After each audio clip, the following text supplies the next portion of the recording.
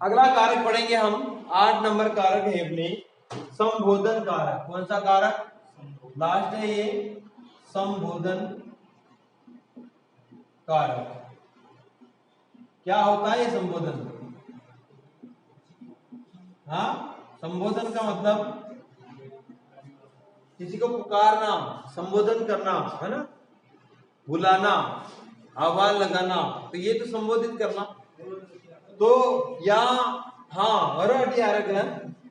देखो इसमें विस्मयादिबोधक चिन्ह का प्रयोग होता है, लेकिन कुछ ऐसी जगह होती है जहां पर विस्मयादिबोधक चिन्ह नहीं होता, लेकिन फिर भी वहां पर संबोधन कारक होता है।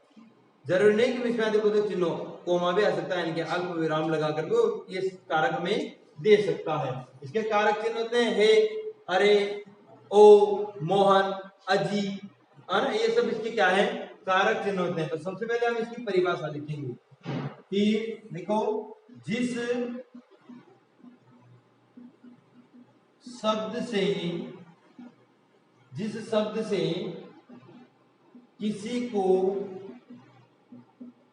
किसी को पुकारा जाए, जिस शब्द से किसी को पुकारा जाए अथवा संबोधित किया जाए, अथवा संबोधित किया जाए, जिस शब्द से किसी को पुकारा जाए अथवा संबोधित किया जाए, उस शब्द में बताओ कौन सा कारक होता है? संबोधन कारक होता है। उस शब्द में संबोधन कारक होता है। इसके कारक चिन्ह लिखेंगे आप, कारक चिन्ह, और कारक चिन्ह इसके हे, अरे, अजी, ओ, मोहन। ओ मोहन भी कर सकते हो आप, ओ अलग करके मोहन भी अलग से लिख सकते हो आप। तो मोहन तो ऐसे साथ देखे कोई भी व्यक्ति का नाम आ सकता है इस प्रकार से। तो हे, अरे, अजी, ओ, मोहन, ये सब इसके क्या है? कारक चिन्ह है। जैसे उदाहरण लिखिए आप इसका, जिससे आपको पूरा समझ में आ जाएगा। चलो उदाहरण के पहले दो चीजें और लिखा देता हूं आपको मैं इसमें। तो ये तो लिख लिया आपने कि जिस शब्द से किसी को पुकारा जाए अथवा संबोधित किया जाए, वहां पर कौन सा कारक होता है? संबोधन कारक होता है। इसके कारक चिन्ह हे, अरे, अजी, ओ, मोहन आदि। दो चीजें और लिखानी है आपको इसमें। एक तो क्या है, इसमें अभी तक आपने जितने भी कारक पढ़े, जैसे अपन ने लिखा राम ने खाना खा लिया, राम ने में कौन सा कारक है? कर्ता कारक। राम ने खाना खा लिया, हमने देखा ये तो कारक चिन्ह है और ये क्या है? कर्ता कारक। ठीक, एक चीज क्या देखिए आपने, यहाँ पहले कारक है और बाद में क्या है? कारक चिन्ह है। यानी कि कारक पहले है और कारक का चिन्ह क्या है? बाद में है। लेकिन संबोधन भाई साहब में कारक का चिन्ह पहले आएगा और कारक बाद में आएगा। एकमात्र क्वालिटी वन पीस है इसकी क्वालिटी कि कारक चिन्ह पहले आता है इसमें और कारक बाद में आता है। कारक चिन्ह क्या है? हे राम, हाँ, अरे कहां जा रहे हो? तो अरे क्या है यहाँ पर? कारक चिन्ह है। तो ये पहले आया है, पूरा कारक बाद में आया। जो बाद में जो वाक्य होता है ना वही कारक होता है इसमें। आगे जो आता है तो केवल क्या होता है? कारक चिन्ह होता है। तो बाकी में आपने देखा होगा कारक चिन्ह बाद में आ रहे थे, इसमें कारक चिन्ह पहले आता है। ये विशेषता है इसकी। तो इसके लिए आप एक तो एक लाइन लिख लेंगे, और एक क्या होता है कि जरूरी नहीं इसमें कारक चिन्ह जो संबोधन होता है वहां पर आप विस्मयादिबोधक चिन्ह ही मिले आपको। विस्मयादिबोधक चिन्ह संबोधन के लिए आपको इसमें कई बार क्या मिल सकता है? अल्प विराम भी मिल सकता है। तो इससे आप दोनों से तैयार रहिए। तो ये दो चीजें और लिख लो इसमें आप। पहले लिखो आप इसमें कि सामान्यतः संबोधन के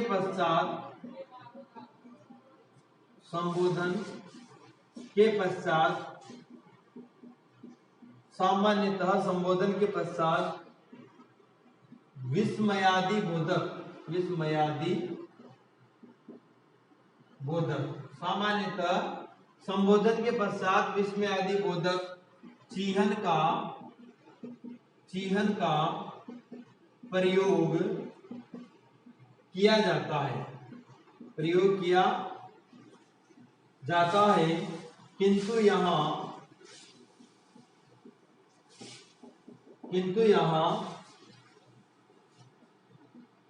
अल्प विराम का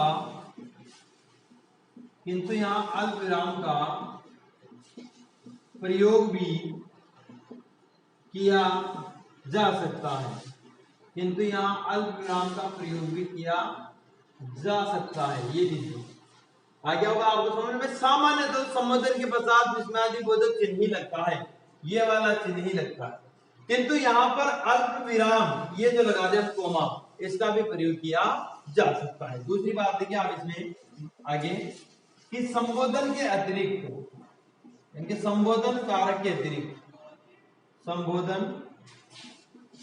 कारक के अतिरिक्त, संबोधन कारक के अतिरिक्त अन्य सभी कारकों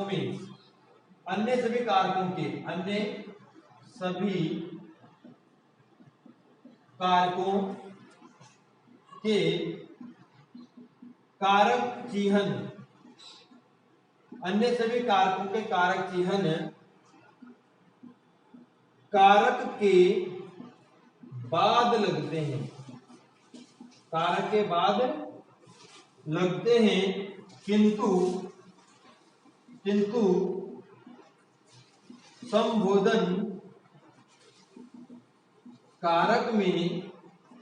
संबोधन कारक में कारक के पहले, आगे सुन लो, संबोधन कारक के अतिरिक्त अन्य सभी कारकों में कारक चिन्ह कारक के बाद में लगते हैं, लेकिन संबोधन कारक में कारक के पहले कारक चिन्ह लगाया जाता है। ए मोहन, अरे मोहन, अजी सुनते हो, सब इसमें पहले लगाए जाते हैं। अब हम इसकी कुछ उदाहरणों के माध्यम से इसको पूरा और समझने का प्रयास करते हैं। संबोधन कारक बहुत ही सिंपल है, ये कोई आपको टेंशन नहीं देगा, इसकी चिंता न करें, टेंशन देने वाली चीजें निकल चुके। वैसे लिखिए आप, पहला जैसे मित्रों में जरूर नहीं आपको हे अरे अजी मिलेगा, मित्रों ये भी एक तरह से क्या हो रहा है, संबोधित किया जाएगा, तो ये भी संबोधन कारक है कि मित्रों हमें परीक्षा रूपी शत्रु से सावधान रहना चाहिए, सावधान रहना होगा, लिख लो, परीक्षा रूपी शत्रु से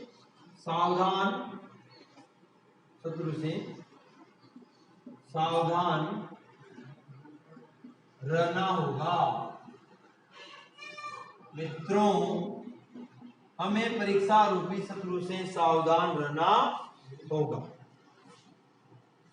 मित्रों संबोधन है, ये कारक चिन्ह है, ध्यान रखो, ये कारक नहीं है, कारक क्या है, हमें परीक्षा रूपी शत्रु से सावधान रहना होगा, संबोधन का। ठीक, दूसरा लिखिए आप उदाहरण, देवियों और सज्जनों, देवियों और सज्जनों। अब देखो आप, जरूर नहीं आपको हे अरे जी ही मिले, अगर वो पूछेगा तो ऐसे ही पूछेगा, ए अरे जी तो सभी जानते हैं, देवियों और सज्जनों। अब यहां आप क्या करो, ये लगा दो अल्प विराम, तो भी संबोधन तो हो रहा है, जरूरी नहीं इसमें आदि बोलो भाई हमेशा चौंक चौंक कर बातें की जाए, संबोधित तो आराम से भी किया जा सकता है, देवियों और सज्जन संबोधित किया जा रहा है, देवी और सज्जन, डरने की क्या बात है, इतना ज्यादा हो तो क्या विस्मय हो ना, वहां आता है विस्मय आदि बोधक चिन्ह, यहाँ विस्मय नहीं है, देवियों और सज्जन लग गया कोमा। अब आगे देखिए आप, संकट की घड़ी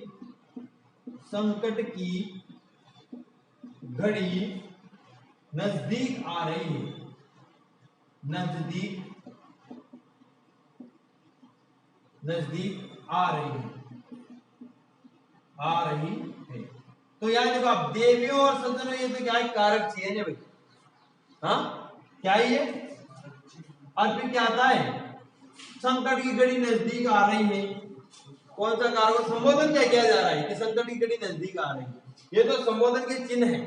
ठीक है, तीसरा लिखिए आप नंबर 3 उदाहरण, मोहन, और यहां लगाओ विस्मयादिबोधक चिन्ह। तुमने यह क्या किया, तुमने यह क्या कर दिया, मोहन तुमने यह क्या कर दिया, तो मोहन तो कारक चिन्ह हो गया और तुमने यह क्या कर दिया क्या हो गया, संबोधन कारक हो गया। और चौथा लिखिए एक और उदाहरण, बंधुओं। अब बंधुओं के बाद विस्मयादिबोधक चिन्ह मत लगाना, यहाँ अल्पविराम लगाना। बंधुओं पुस्तकें हमारी सच्ची मित्र हैं, बंधुओं पुस्तकें हमारी सच्ची मित्र हैं। तो बंधुओं तो ये आपने कारक चिन्ह, और पुस्तकें हमारी सच्ची मित्र, ये क्या है, संबोधन कारक। आ गया होगा समझ में आपको, हाँ, कि जिस शब्द से किसी को पुकारा जाए तो संबोधित किया जाए, उस शब्द में कौन सा कारक होता है, संबोधन कारक होता है। इसके कारक चिन्ह है अरे, अजी, ओ, मोहन, है ना, ये सब इसके संबोधन कारक हैं। लेकिन इसकी दो विशेषताएं बताई थी आपको बीच में, कि विस्मयादिबोधक में सामान्यतः विस्मयादिबोधक चिन्ह का प्रयोग किया जाता है जहां अधिकतर संबोधित करते हैं, लेकिन जरूरी नहीं, कुछ जगह पर कोमा का यानी अल्पविराम का भी प्रयोग किया जा सकता है, जहां पर भी संबोधन कारक हो सकता है।